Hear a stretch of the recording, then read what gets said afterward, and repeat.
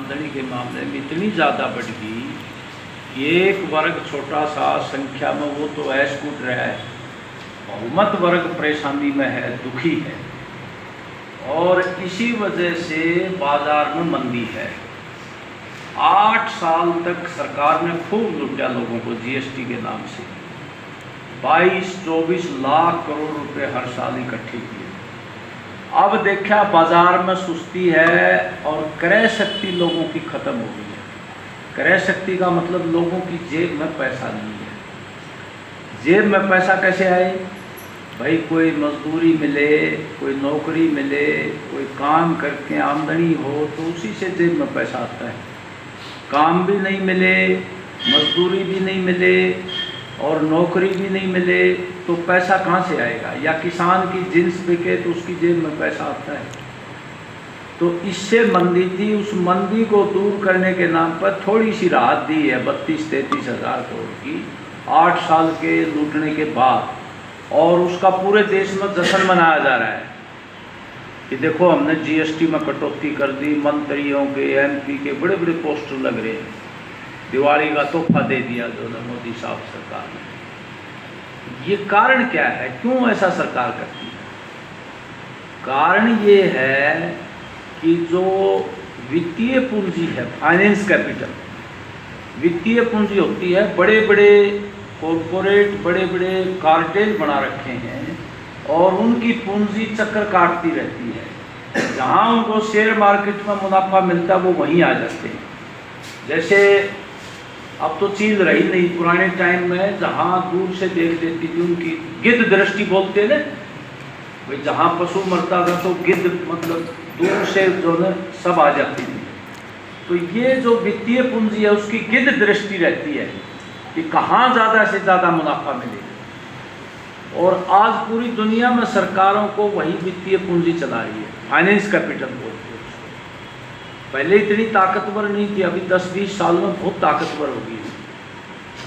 वो सरकारों को बांध देती है कि आप धनी लोगों पर ज़्यादा टैक्स नहीं लगा सकते और ज़्यादा टैक्स लगा के उस आमदनी को सोशल वेलफेयर में इस्तेमाल नहीं कर सकते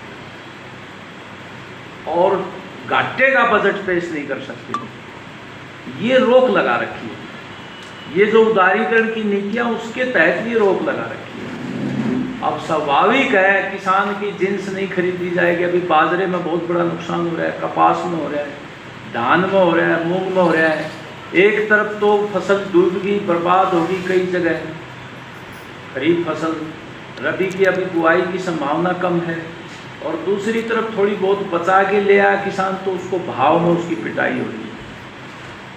बीमा कंपनियां फ्रॉड करके भाग जाती हैं। देखा होगा लुहारू में 100 दिन से धरना चल रहा है, 350 करोड़ का फ्रॉड करके एक बीमा कंपनी 2023 की खरीफ फसल का कपास का। अब मजदूरों का काम भी मर गया। जब ज़्यादा बाढ़ और जल भराव से मजदूरों को जो कपास में, बाजरे में, धान में जो मजदूरी मिलती थी वो भी बंद हो गई। वहाँ मनरेगा का काम भी नहीं लगाया जा रहा है। तो ये जो कटौती कर दी बजट में, किसानों की सब्सिडी में कटौती कर दी। अब 500 का सिलेंडर कितने लोगों को मिला है? अब बताइए जरा, हाथ खड़ा करके। ये जो कह रहे थे भाई जो ने ये जो मुफ्त में सिलेंडर गैस दिए थे उसको हम 500 का सिलेंडर देंगे, कितने लोगों को मिले अभी? कोई हाथ खड़ा नहीं कर रहा था।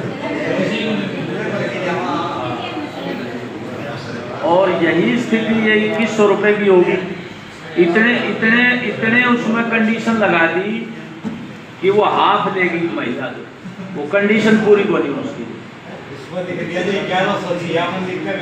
हाँ, अब ये देखो आप, एक आदमी कुछ भी काम नहीं करता, मजदूरी भी नहीं मिलती, उसकी 3-3, 4-4 लाख इनकम दे रखी आईडी। उसको कटवाने में, उसको ठीक करवाने में कितनी भयंकर कसरत करनी पड़ती है उसको।